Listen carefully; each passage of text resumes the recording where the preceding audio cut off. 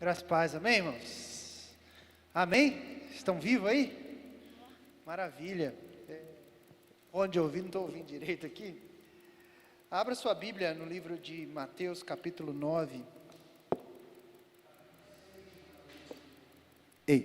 Capítulo 6 de Mateus. Você que está nos acompanhando pela melodia, seja muito bem-vindo. Pelo YouTube, seja muito bem-vindo.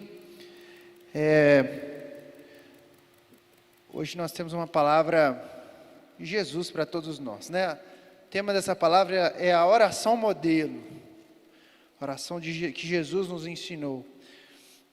Capítulo 6, verso 9. Mateus capítulo 6, verso 9 diz assim: Portanto, vós orareis assim: Pai nosso que estás nos céus, santificado seja o teu nome, venha o teu reino, seja feita a tua vontade, tanto na terra como no céu. O pão nosso de cada dia nos dá hoje.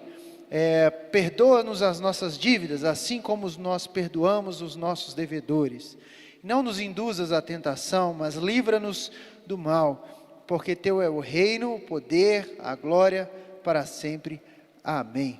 Vamos orar para entregar essa palavra. Senhor, essa noite somos gratos a Ti, pela Tua mensagem, pela Tua Bíblia, pelas Tuas verdades que estão aqui colocadas. Pedimos ao Senhor discernimento, para que nós possamos trazer uma palavra do Teu coração para a igreja. Oramos nessa noite, Senhor, em agradecimento ao Senhor pela oportunidade de estarmos aqui, e somos agradecidos por isso. Em nome de Jesus. Amém. Pode se assentar. Guarda esse fone aqui.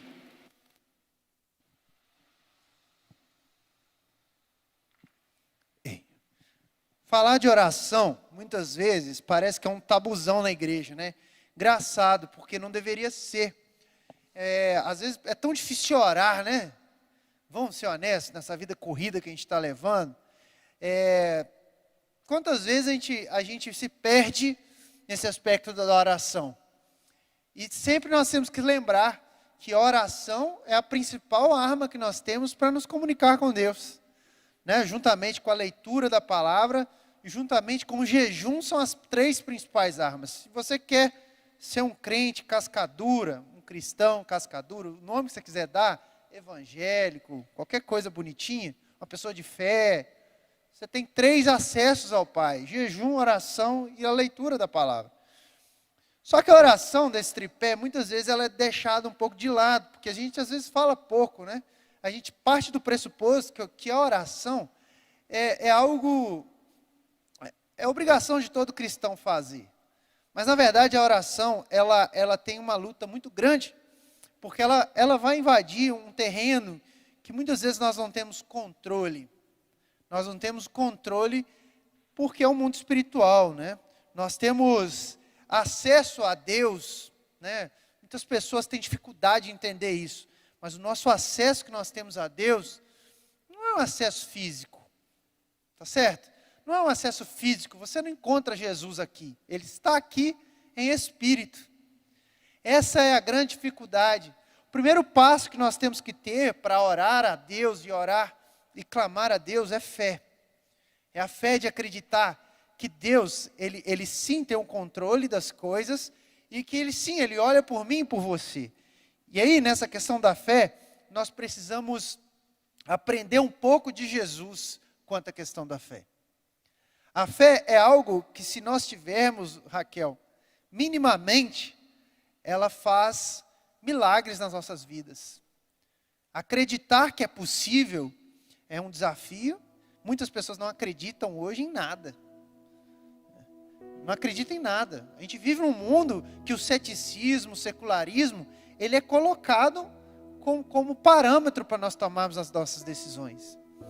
E nós, crentes que conhecemos a Jesus, nós somos provocados a ter fé. Martim Lutero falava: o justo vive pela fé. Você é provocado diariamente a ter fé. E é a partir dessa provocação que nós começamos a ter comunhão com o Pai. Mas que Pai é esse? Pai tão distante? A palavra nos diz que Ele é Emanuel, Deus conosco, Deus presente. No dia da angústia, Ele está com você. No dia da celebração, Ele está com você. No dia bom, no dia mau, Deus está conosco, porque Ele é Emmanuel. E isso nos dá motivo muito grande para ter fé. Mas a fé, ela é plantada no nosso coração a partir do momento que nós entramos nessa comunhão com Deus. E todas as vezes que nós caminhamos com Deus em jejum, em oração, em uma vida onde nós abrimos mão da carne, Edmar leu um texto aqui tão importante, onde deixa as cobiças da carne de lado e passamos a andar mais com Jesus, nós começamos a aumentar a nossa fé. E aí, muitas vezes nós caímos e não oramos, porque muitas vezes a gente acha que cobiça da carne é apenas apelo sexual. E a gente se engana com isso. Quantos crentes na igreja que são castos, jovens virgens, jovens que esperam um casamento, crentes que se cuidam, mas que não dá tanto valor e presta atenção à questão da avareza, por exemplo. Que não presta atenção à questão da mentira, que não presta atenção à questão da gula, que não presta atenção em relação a outros problemas que podem nos afastar da presença de Deus. E todas as vezes que nós nos achegamos perto de Deus, essas coisas têm que se tornar pequenas perto de nós. Tim Keller, ele fala muito que nós somos capazes e somos feras em produzir ídolos, fábrica de ídolos.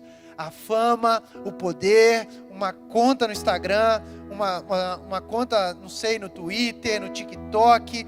Nós entramos na cultura desse mundo. A cultura desse mundo, ela é contra a meditação, ela é contra a oração. Se você for aí fora, você vai perceber que as pessoas hoje vendem oração e falam que a oração vai fazer muito bem para você. Realmente. Mas eu quero falar de uma oração que ela é muito mais profunda do que apenas descarrego de emoções. Quero falar de uma oração onde nós podemos sentar com o Pai, conversar, ser ouvido, ser corrigido, ser provocado a ter mais fé. A fé, ela vem pelo ouvir a palavra de Deus, e também do momento que eu decido dar passos na minha vida. Na nossa caminhada cristã, na minha foi assim, possivelmente na sua também, nós percebemos que ao longo dessa caminhada, a gente vai tomando novos passos na fé. Quando a gente começa, e eu sou um homem que foi criado na igreja, né? Eu cresci na igreja, né? Falo de crente para crente, né? Eu vivi vários momentos na minha vida que eu precisei de fato mergulhar mais em Deus em comunhão, para conhecer mais de Deus. Vários momentos tive dúvidas, inclusive da minha fé. Mas eu comecei a canalizar essas dúvidas para onde é o caminho certo. Leitura da Bíblia, o jejum, a oração. Ele começa a nos trazer para perto de Deus. E a oração tem esse poder. A oração, ela não pode ser vista como um ritual, gente. A oração não pode ser um ritual. Nunca pode ser um ritual. Porque tem pessoas que acham que para orar eles têm que estar vestidinho de terno e gravata, ajoelhado 2 horas. Irmãos, orai sem cessar.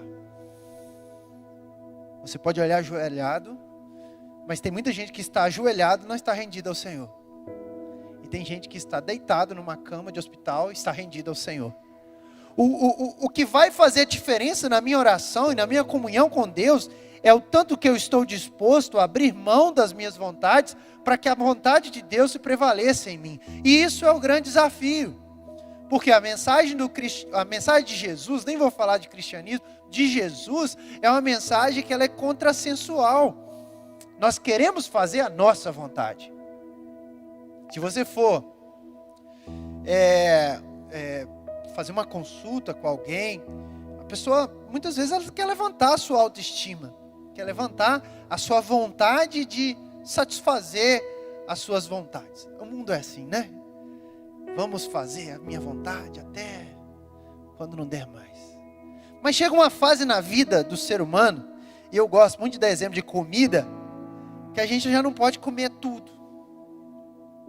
Sabia? Quando eu era jovem, meu metabolismo era muito bom, eu comia qualquer coisa estava bom. Hoje em dia, dependendo do que eu como, me faz mal. Eu sinto dor na barriga, sinto dores nas costas. Tem que viver lá de dieta, né? Às vezes exagera e volta no outro dia bem. Aí segura a onda um pouco.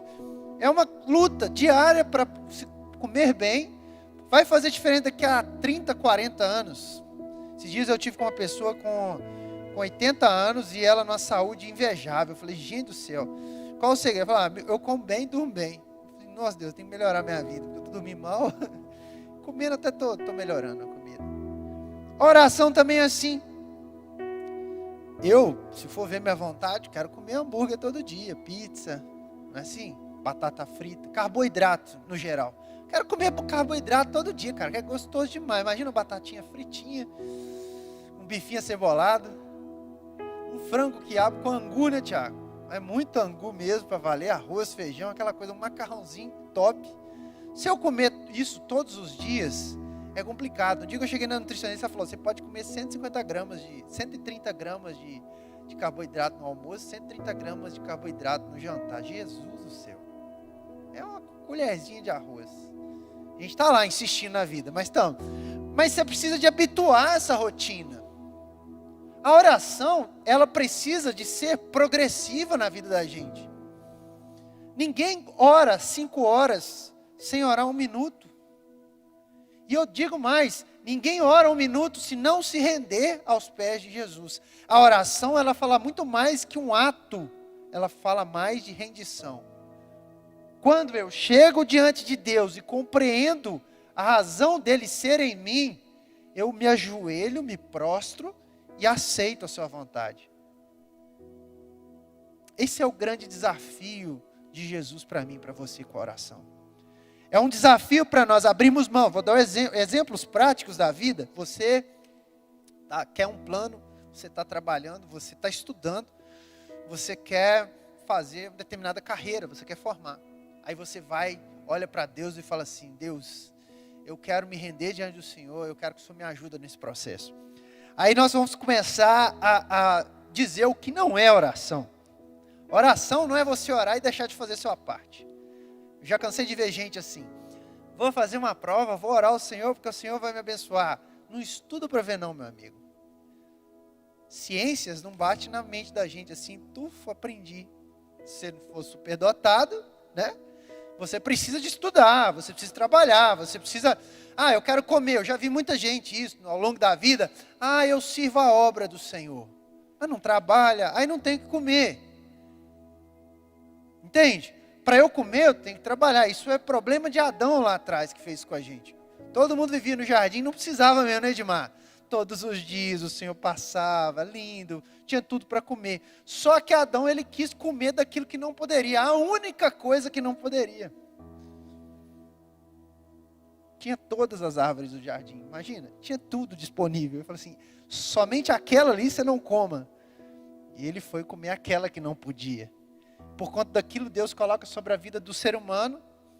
Não é assim lá em Gênesis, que nós deveríamos trabalhar, do suor do nosso rosto sairia o pão que nos alimenta. Então, oração não é um descarrego emocional, oração não é um convite à inação, ou seja, a não fazer nada. A oração não é um convite a você colocar tudo na conta de Deus o que precisa ser feito. Deus, Ele olha para nós, Deus, né, é soberano, Deus é perfeito, mas nós, enquanto seres humanos, nós construímos a nossa própria história. É sim, nós construímos nossa própria história.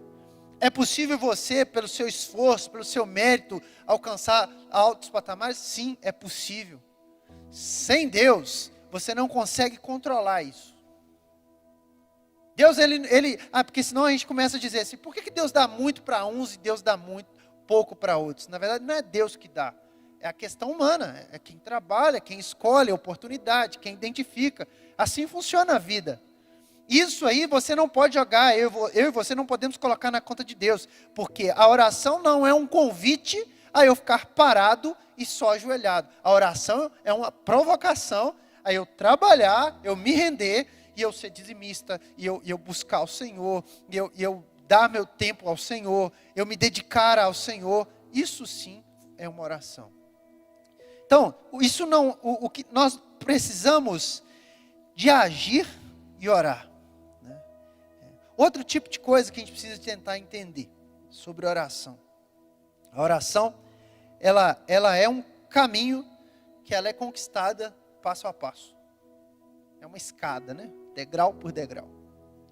Eu vou conseguir mais me render ao Senhor à medida que eu me entregue e eu começo a me entregar passo a passo. Experiências com Deus, elas vêm de quando eu abro mão das minhas vontades, eu procuro ao Senhor diariamente. Então a oração, ela precisa ser constante. A oração, ela não pode parar. A oração, você não pode orar um dia e não orar outro. A oração é como alimento. A oração, ela é o resultado da sua rendição. Se nós estamos orando pouco, é porque nós estamos rendendo pouco ao Senhor, estamos criando as nossas fábricas de ídolos. Fama, poder, dinheiro. Talvez nós estamos correndo tanto atrás dos nossos sonhos, que eles estão se tornando vento. E Deus, Ele quer um convite a mim e você. Feche a porta do teu quarto, ajoelhe, ore, fale o que você quer. Ah, eu tenho uma oração modelo? Tem. Nós vamos trabalhar ela aqui hoje. Às vezes as pessoas acham que, meu avô me ensinou isso, meu avô pastor, há muitos anos, ele falava assim, meu filho, cuidado com campanhas, é melhor você orar todos os dias um pouco, do que orar muito um dia e não orar no outro. Oração deve ser constante. E é na constância que pecamos. Se eu tenho problema com constância, você também, meu amigo, tem problema com constância. Porque todos nós temos. É um esforço. Voltando à comida, tem dia que eu estou muito bem, tranquilão, faço, como bonitinho. Mas no dia que eu quero encher a cara de carboidrato, vou lá, encher a cara de carboidrato. O que vem na cabeça da gente? Nossa, para que eu fiz isso? Entende? Aí o que me faz continuar? Amanhã, no outro dia, voltar. Vou dar um exemplo de constância. Estou num desafio enorme com quem está me acompanhando aí. Eu até sumi lá do grupo de leitura bíblica. Está difícil ler a Bíblia esse ano ela inteira. Já lemos umas 7 vezes ela. Esse ano eu estou com muita dificuldade, porque eu estou com um menino dormindo pouco. Então assim, aí estou com CMC, estou com um monte de coisa na igreja. E eu estou tendo dificuldade de acompanhar a leitura bíblica anual. Que são apenas 4 capítulos por dia. Eu estou atrasado uns 50 dias já. Vou alcançar até o final. Porque o segredo é não parar. É não desistir, né? Parar você até pode, mas chega um momento que você retoma. E já li outras vezes, nunca vivi a situação que eu estou vivendo. Por quê? A leitura diária da palavra, ela te provoca a ter constância. Provoca diariamente. Aí você olha para ela, eu olho para o grupo e falei, Jesus do céu, estou precisando de voltar a ler. E às vezes eu não consigo, e eu me frustro, mas eu oro ao Senhor e falo assim, me ajude. Aí eu estou lendo outras coisas e eu não estou conseguindo, mas nós precisamos de exercitar isso. Oração, ela precisa ser constante. Parei e voltei. Não, oração não pare, na verdade, mas hoje eu não consegui, amanhã eu tenho que fazer. Você tem que ter isso constantemente no seu coração. Então, entendendo o que é oração e o que não é oração, qual o poder da oração, nós podemos entrar na oração modelo de Jesus. O que Jesus nos ensina com a oração do Pai Nosso? Que todo cristão, sendo católico, sendo evangélico, ele sabe citar Pai Nosso que estás no céu, né? Santificado seja o teu nome. Então vamos falar o que Deus quer trazer com nós. Primeiro, ele fala de um reconhecimento do Pai, de Deus, de que Ele é o nosso Pai. E ele começa dizendo, Pai nosso que estás no céu, santificado seja o teu nome. A oração, ela começa com o primeiro passo da rendição a Deus. Eu só vou orar e a oração ter sentido na minha vida quando eu me rendo. Já disse isso. É o primeiro passo, rendição ao Senhor. Qual é o segundo passo? Clamar pelo reino de Deus. Olha, venha o teu reino. Seja feita a tua vontade, tanto na terra como no céu. Essa etapa da oração ela é difícil. Porque orar para a vontade de Deus e não a nossa é muito difícil. Tem um pastor Bibo, o Bibo, do Bibo Talk, eu esqueço o nome dele, mas é o Bibo, lá do BTcast. Ele tem um livro que ele chama O Deus que Destrói Sonhos. Eu estava ouvindo essa palavra, veio no meu coração, essa semana ouvindo esse BTcast, ele falando sobre isso. Que a oração real, ela destrói sonhos, porque você coloca a vontade de Deus acima da sua. Gente do céu, imagina você querer muito uma coisa, e Deus fala assim, não, não é essa coisa. Vou dar exemplos. Jovens, o que jovens mais querem no ápice da sua juventude? Curtir a vida. Curtir a vida o que é? Sexo, drogas, bebida. Ah, mas eu não gosto disso, José. Eu sei, mas às vezes a gente tem essas curiosidades. Ah, eu tenho uma namorada, eu quero ter relações sexuais com ela e Deus fala assim, não, não faça isso. Ah, eu quero beber com amigos. A palavra, ela ensina a não se embriagar. Ah, eu quero fama. A palavra diz, humilhai-vos diante das potentes mãos do Senhor. Eu quero muito viver aquilo que a minha carne deseja, aquilo que o meu coração deseja. Se você faz fofoca, a palavra te ensina a não fofocar.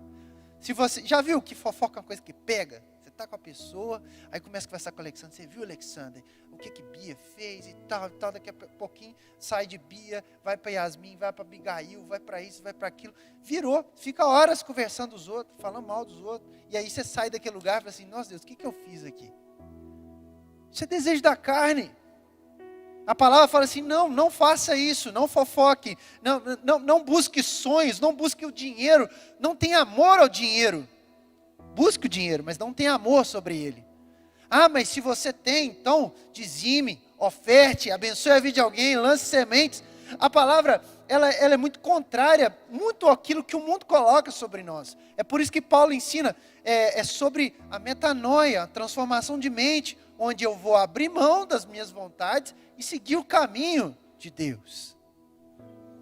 Eu me lembro muito bem, quando eu me casei, uns amigos da faculdade olhou para mim e falou assim, Josiel, vou te levar para um prostíbulo para fazer a sua despedida de solteiro.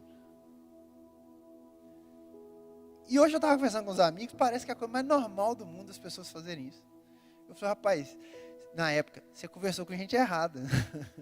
Corri dele, não fui, obviamente, e tal. Mas para as pessoas é comum. E hoje eu ouvi um cara dizendo, assim, isso é um rito de passagem, né? A carne quer coisas ruins, mas o Espírito, ele clama pela comunhão com o Pai. Há uma escolha a ser feita. Ah, eu quero ter muito dinheiro. Você pode ter muito dinheiro, mas você não pode amar o dinheiro mais que ama a Deus.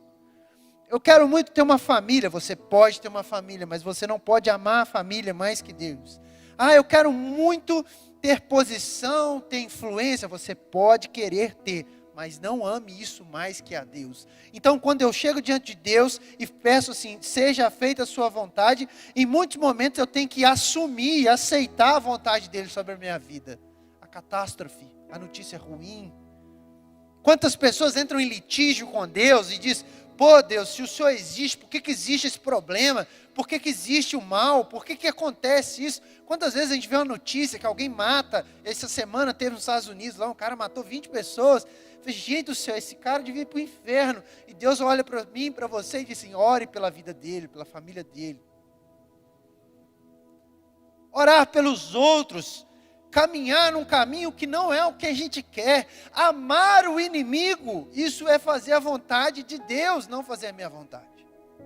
Então, quando ele diz, venha o teu reino, Jesus está me ensinando e te ensinando, mas coloque sobre você a minha vontade, o meu interesse, aquilo que a palavra quer fazer em você, metanoia, transformação, conversão de caminhos. Fuja das imoralidades, fuja da lascívia, fuja da fama, fuja da popularidade, fuja tudo isso que esses ídolos podem trazer ao seu coração, para que você possa se render a mim. E ele diz, seja feita a tua vontade, tanto na terra como no céu. Aceitar a vontade de Deus é um desafio, e é um desafio constante a orar. Quem já teve oração que não foi respondida? Ou oração que foi respondida com uma negativa? Quantas vezes acontece? Você está orando, você trabalha, você faz, você realiza. Quantas vezes na corrida da vida, eu me lembro, eu já estou em outra fase, né? Estou com criança e tal. Mas eu lembro, época de faculdade, que eu queria muito ser professor. Eu queria muito, desde pequeno, assim. Na verdade, eu queria muito fazer administração, então com 14 anos eu era barbeiro, né? Cabeleireiro, cortava cabelo. Eu falei assim, eu quero muito ser. E aí eu tentei a faculdade com 18 anos, não consegui. Estava bem, não consegui, estava com a cabeça ruim. Eu já trabalhava, cortava cabelo. E 19 anos não consegui. Aí eu olhei e falei assim, eu trabalho e vou pagar uma faculdade. Paguei faculdade, entrei na faculdade e comecei. E eu comecei a desistir do sonho da universidade. Falei, vou fazer aqui, esquece isso para lá. E aí, a minha avó, a Cris, me falaram, vai lá, tenta de novo. Eu falei, não, estou cansado de tentar, tentei prova de transferência, não consigo, isso não é para mim e tal. Aí minha esposa, vai lá, namorada na época, vai lá tentar. Tentei e fiquei na lista de espera, 33ª na lista de espera. Eu falei, rapaz, vamos ver o que vai dar. Me chamaram, entrei na universidade. Só que eu era barbeiro, eu era cabeleireiro. E eu estava me preparando para casar. Onde vinha minha renda? No cabeleireiro. E eu tive que aprender a esperar naquele lugar ali, enquanto eu fazia faculdade. Quantas vezes eu saía de casa, tudo sujo de cabelo, chegava às 7 horas na aula, começa às 6h30, chegava às 7 horas atrasado, correndo, chegava assustado e ia lá, assistia a aula cansado, tinha que estudar de madrugada, porque no outro dia tinha que trabalhar também. E eu fiquei nisso por 10 anos. Quando faltava 3 anos para eu formar, começou a me dar um desespero, uma agonia. Eu tive síndrome de pânico, não síndrome de pânico, mas eu via gente, via pessoas, me dava no meio de muita gente, eu tinha que correr para um banheiro e ficava lá e ficava...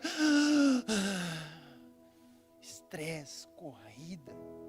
Eu lembro que todos os dias eu acordava pensando numa coisa, dormia pensando nessa coisa, ia, e eu queria largar e não podia largar, e eu fiquei ali mais 3 anos, 4 anos, até o dia que eu pude sair e entrei no mestrado.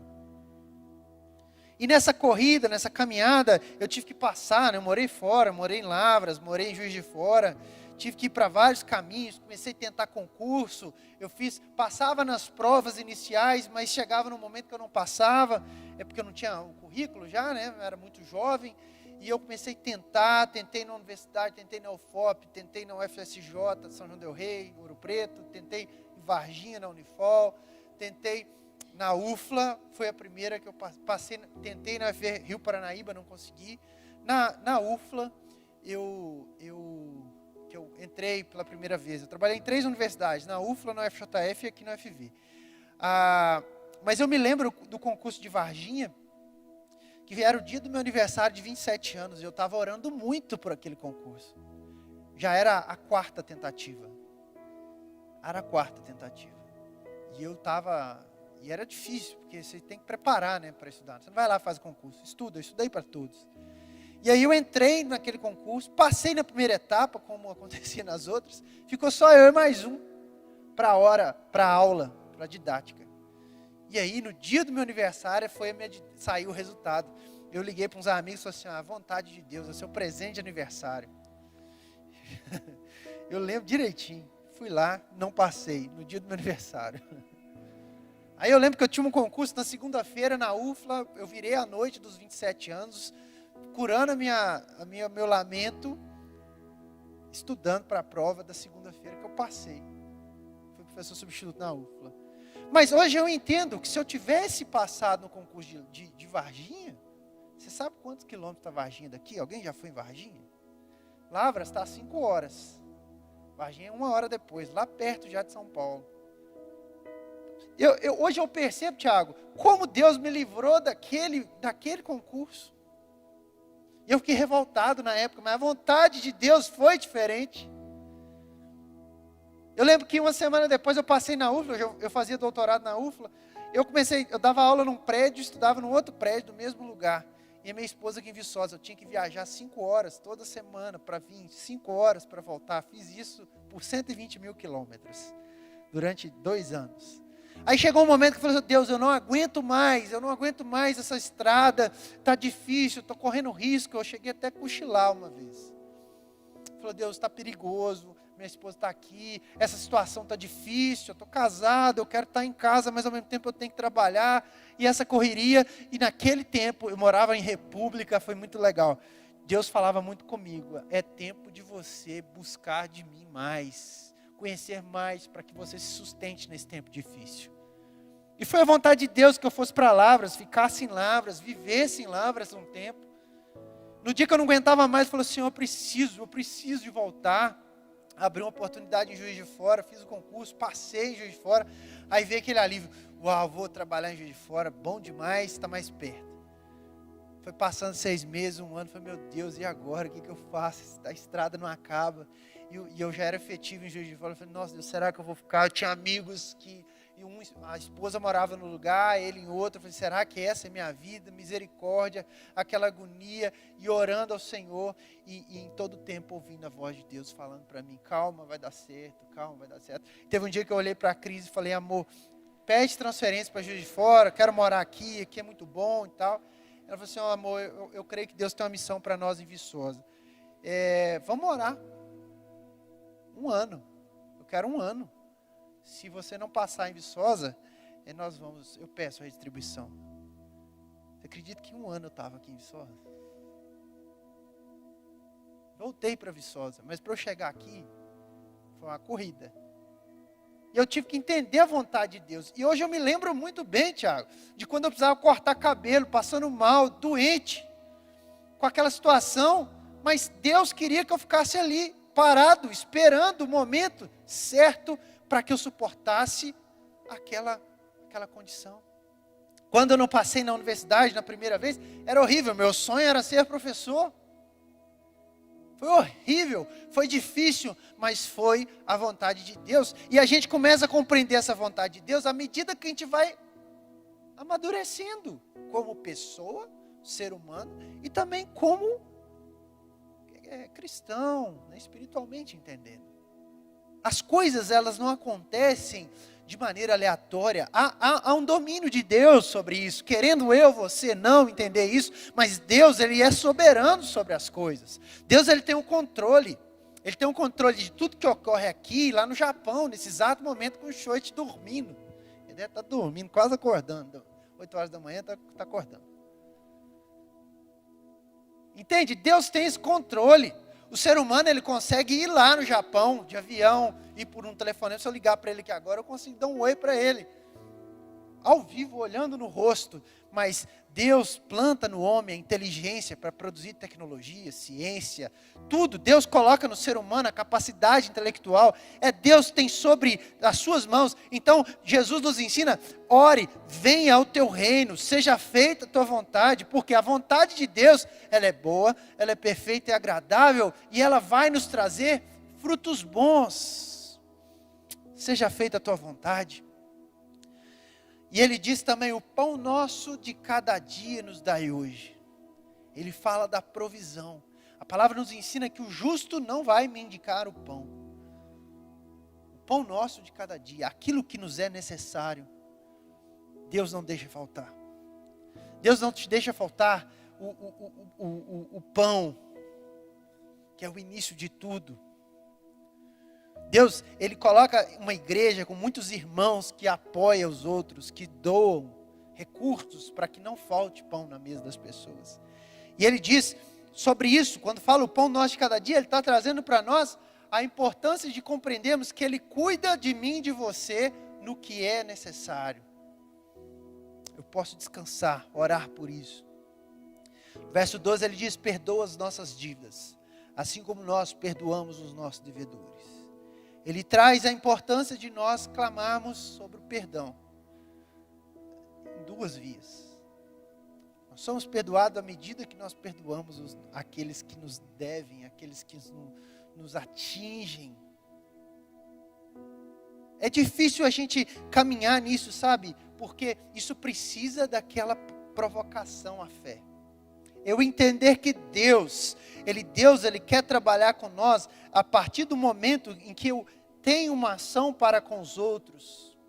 É meio que assim, o versículo ele leu, é uma semeadura. Eu planto perdão, eu colho perdão. Eu planto compaixão, eu colho compaixão.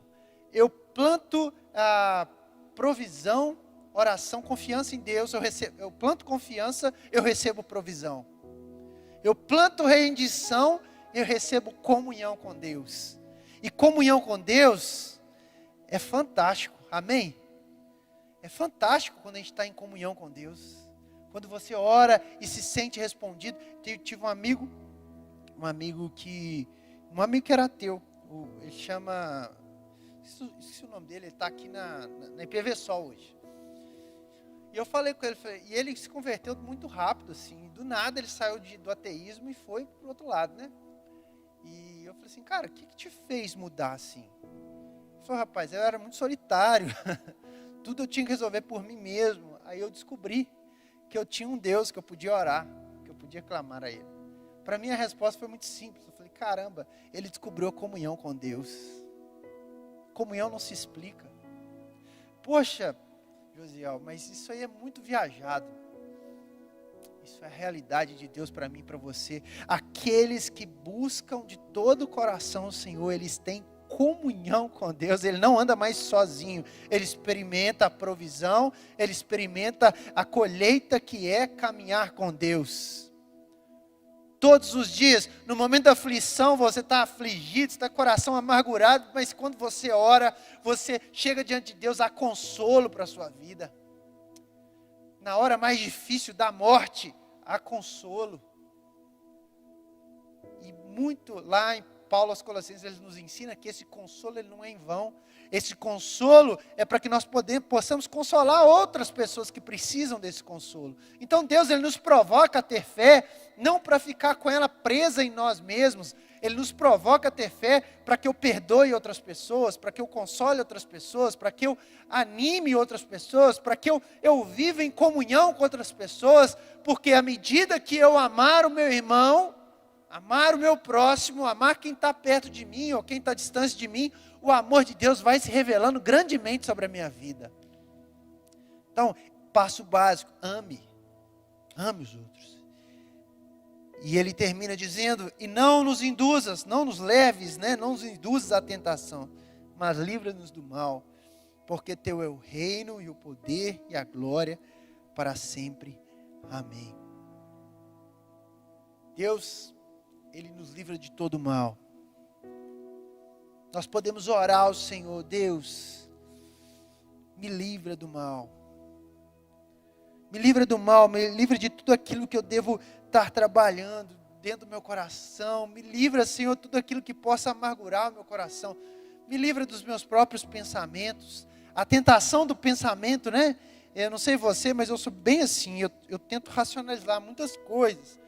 Mas eu estava até conversando com Laura esses dias, que às vezes a racionalidade, a nossa racionalidade ela é muito limitada, A gente se acha Deus, mas na prática a gente é muito limitado, Muito limitado. Eu não sei se vocês acompanham o mundo virtual aí, o Churastei morreu essa semana, conhece? O Jesse e o Churastei, os caras que viajavam de Fusca pelo mundo aí. Eu acompanhava eles. O cara vivia uma liberdade fantástica. Dentro de um Fusca, ele estava saindo de Balneário Camboriú, indo para o Alasca, no Fusquinha. Ele já estava chegando no Alasca, chegando no Canadá. Ele tinha passado 5 anos, ele subiu, entrou nos Estados Unidos, já estava indo para o Alasca de Fusca. Sofreram um acidente essa semana, morreram. Ele e o cachorro. Ele é como é que chama aquele cachorro bonitão? Um Golden Retriever. Dá dó porque é muito bonitinho e tal. A história deles. Olha só que interessante. Imagina você ter um plano. Que plano lindo, Pena que eles não conseguiram concluir, mas assim. Mas que plano bonito. Imagina, falou, vou pegar um Fusca aqui e vou lá no Alasca. Isso é um desafio muito grande. Eu fiquei imaginando o Jazz lá. Eu falei, caramba, o que esse cara não teve que abrir mão? Ele dormia acampado no Ele tinha todo um sistema. Tem lá na internet, coloca para você ver, o Churastei. muito legal, mas assim, olha o que o ser humano consegue pensar. Eu vou sair daqui, vou lá, eu vou realizar, e consegue realizar. Só que nós somos muito falíveis. Um simples acidente, gente.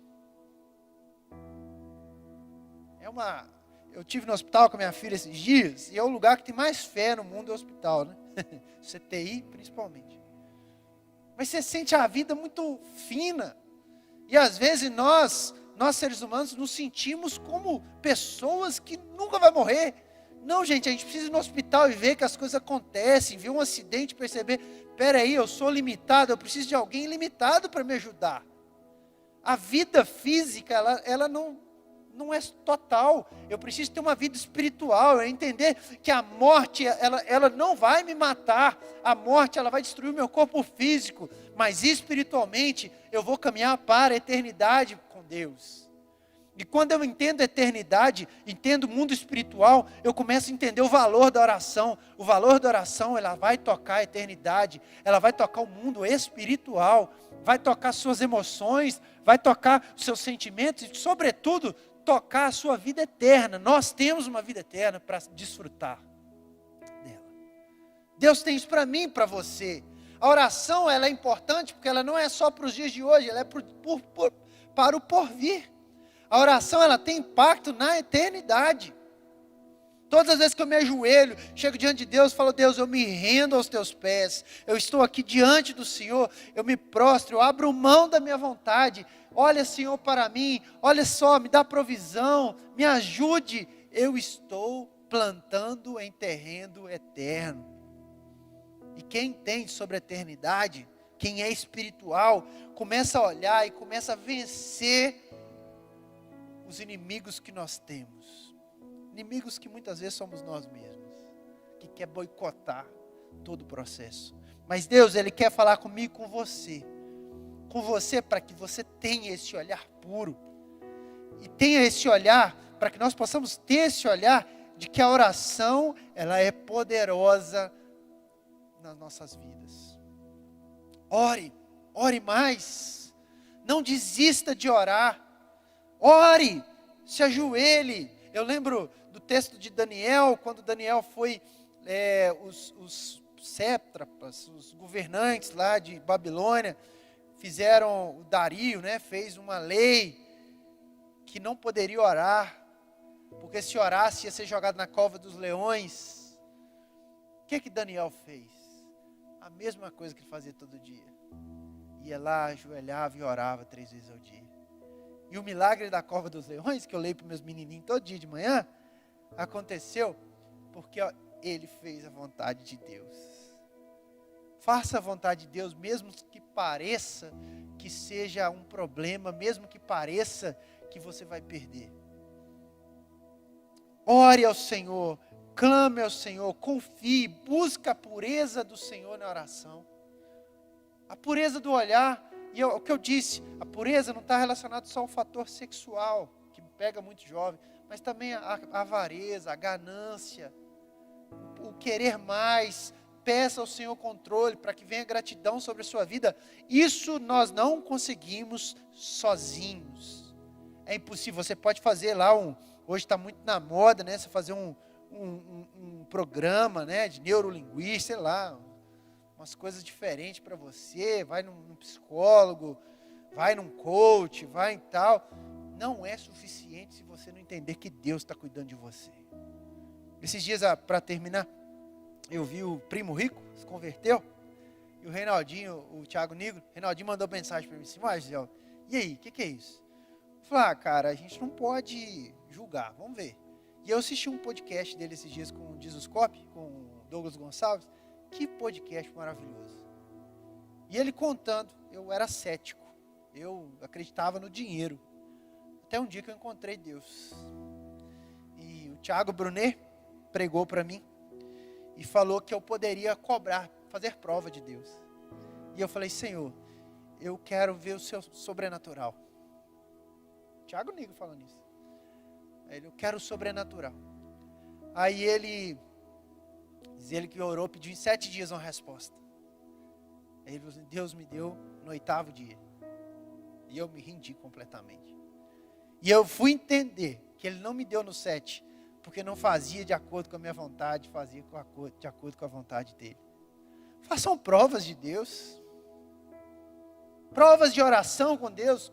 Quantas experiências nós crescemos em Deus, porque nós fazemos prova, oramos, Senhor, me dê uma direção, me dê um caminho, me ajude a tomar essa decisão. Às vezes a gente não está colocando Deus na conta. Coloque Deus na conta, ore, clame, até que aconteça algo sobre a sua vida. Deus vai te dar tudo? Não, não vai te dar tudo, porque ninguém faz isso, nem com filho. Mas Deus é nosso Pai, e Ele controla a nossa vida. Depois eu te convido a assistir o podcast do Thiago Nigro, muito legal, ele contando. E principalmente um cara que ele é muito famoso, né? Muito popular na mídia, principalmente na mídia de negócios, e ele falando um pouco sobre a sua experiência com Deus. Que nós possamos ter mais experiências com Deus, irmãos. Que essa palavra possa entrar no seu coração para gerar um fruto de busca. Que possa ser uma semana de busca ao Senhor. Lembrando, se renda a Ele. Comece se rendendo. Comece orando 1 minuto. Mas não deixe de orar. É casado, ore com a sua esposa. Ore com o seu esposo. Ore. Você vai ver, construa sua casa sobre a rocha. Oração um com o outro. Né? Porque é isso que nos traz muito mais próximos um do outro. Se tem filhos, orem com seus filhos. Eu acho tão bonitinho que a minha menininha, eu oro com todos eles, né? A Isabela já está falando agora, aí eu vou orar com ela, eu sempre canto aquela canção no final, né? Amém, que o Senhor te abençoe. Rapaz, eu começo a orar com ela começa a citar, eu falo, quem que você vai orar, filha? Ela, papai, mamãe, vai orando, chega no final, fala, ela, amém, ela começa, todinho. Aí eu deito com ela pega ela fala, mão papai, pego a mão dela, oro com ela, abençoo, né? E aí ela dorme. Façam isso com seus filhos, é uma experiência muito boa. Eu lembro, para encerrar, quando eu era pequeno, às vezes eu estava passando mal, meu avô e minha avó oravam muito. Aí eles falam assim, meu filho, vou orar por você. Ele botava a mão na minha cabeça, cara, e alguma coisa transformava em mim que eu sarava. O sobrenatural de Deus, ele pode ser experimentado a partir do momento que a gente queira ter acesso a Ele. E o acesso é livre. Nós podemos acessar ao Pai. Deus, Ele quer que nós acessemos esse poder sobrenatural. A oração, ela move o coração do homem e ela move o sobrenatural de Deus em prol da nossa vida. Quantas vezes nós estamos batendo murro em ponta de faca, quebrando a cabeça, sendo que se nós orássemos, pedíssemos, Senhor, me direcione naquilo que o Senhor quer fazer por mim. A oração, ela é poderosa e nós esquecemos isso diariamente. Ore, clame ao Senhor. Vê alguém doente? Coloque as mãos sobre o doente. Coloque as mãos. Mas e se o doente não curar? Não seja covarde, coloque a mão e ore. O poder não está em você, está em Deus. Deus não quis curar naquela hora, problema, paciência. Muitas vezes a gente pensa assim, não vou orar não, porque isso é só para escolhidos. Não, ore, irmão. Coloca a mão, ore, fala assim, posso orar por você? Senhor amado, está aqui, o teu servo, o poder é teu, quer curar? Cure. Não leve nada para a gente, leve a mensagem de Deus. E a mensagem de Deus é que Ele é perfeito, que Ele é maravilhoso, e que nós precisamos acessar o Pai pela oração. Amém? Que Deus possa continuar falando ao seu coração nessa noite, te guardando.